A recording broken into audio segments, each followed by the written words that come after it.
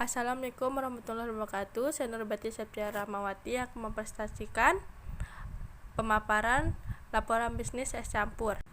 Latar belakang kebutuhan yang semakin meningkat akan membuat kita bekerja keras untuk memenuhi kebutuhan hidup. Maka dari itu, dengan keinginan yang kuat dan harapan yang besar untuk dapat belajar mengelola usaha sendiri dan juga keinginan untuk dapat hidup mandiri, pemilik usaha memilih membuka industri dengan produk es campur. Usaha produksi minuman ini sangat menguntungkan karena laba yang diperoleh cukup tinggi. Selain itu, minuman ini juga banyak diminati oleh sebagian besar masyarakat karena banyak masyarakat yang suka melakukan pekerjaan ditemani minuman yang segar sekaligus bisa mengganjal perut. Tujuan 1. Menyiapkan kebutuhan seperti minuman penyegar bagi masyarakat. 2. Mendapatkan keuntungan dan kepercayaan konsumen. Deskripsi usaha. Usaha es campur ini didirikan untuk memperoleh penghasilan dari keuntungan hasil penjualan. Selain itu, dengan adanya es campur ini akan membantu memenuhi kebutuhan masyarakat akan minuman segar dan mengenyangkan. Latar belakang perusahaan. Nama perusahaan es campur, bidang usaha kuliner, jenis satu produk atau jasa minuman, alamat perusahaan Kopang, Lombok Tengah, nomor telepon 081 949 800 254. Tahun mulai berdirinya 2021. Biodata pemilik atau pengurus, nama Benur Hidayati, jabatan pengurus, tempat dan tanggal lahir Kopang 12 Desember 1976. Nomor telepon 081 949 800 254. Aspek produksi. Jenis produk yang dijual adalah minuman. Kelebihan produk ini adalah gula untuk pemanis menggunakan gula batu asli dan tidak menggunakan pemanis buatan dalam produksinya.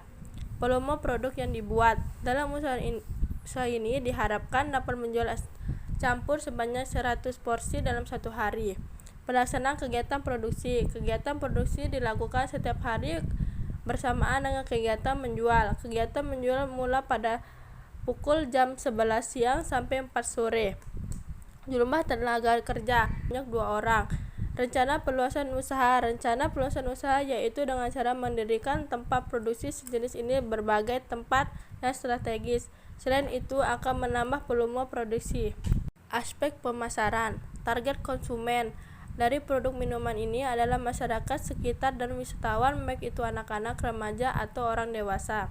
Ukuran dan tren pasar. Ukuran dan tren pasar disesuaikan dengan kebutuhan masyarakat. Situasi persaingan. Persaingan dalam usaha sejenis ini cukup banyak dan beragam, tetapi mereka punya cara sendiri-sendiri untuk mengembangkan usahanya. Strategi pasar yang digunakan adalah dengan meningkatkan pelayanan lebih maksimal dan mempertahankan kualitas minuman agar selalu baik, juga dengan melakukan inovasi-inovasi terhadap produk ini.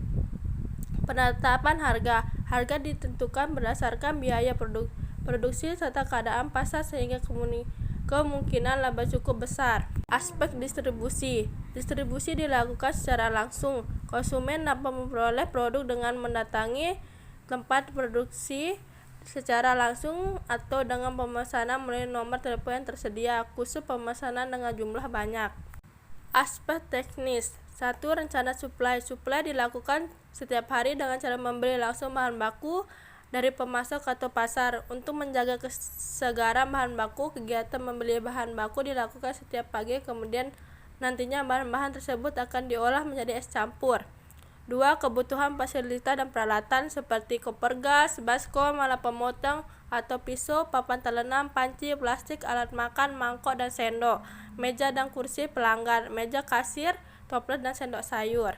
Aspek organisasi dan manajemen. 1. Tim manajemen usaha ini dipimpin oleh 1 orang dan dibentuk oleh 1 pegawai. 2. Masalah potensial. Masalah yang potensial adalah harga barang di sewaktu-waktu bisa berubah sehingga memengaruhi usaha. 3. Risiko dan hambatan. Kenaikan harga bahan baku, menurunkan kualitas bahan baku, kebanyakan persaingan dan usaha sejenis. 4. Tindakan aftermarket.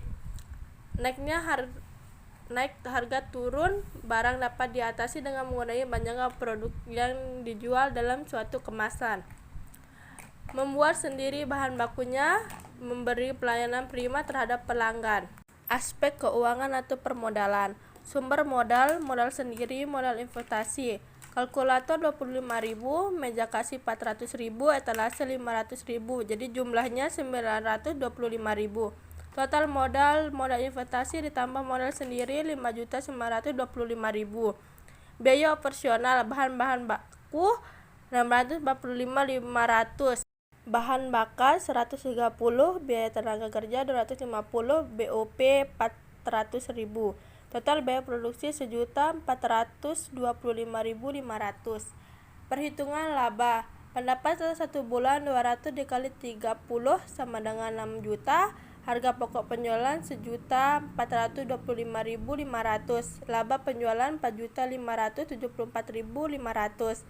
Biaya gaji pegawai 600, biaya listrik 300, biaya perlengkapan 300, biaya operasional 1.200.000. Laba bersih 3.374.500.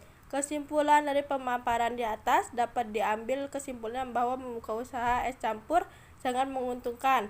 Selain itu, usaha ini dapat menjaring tenaga kerja untuk mengurangi pengangguran di Indonesia. Terima kasih dari saya. Sekian, assalamualaikum warahmatullahi wabarakatuh.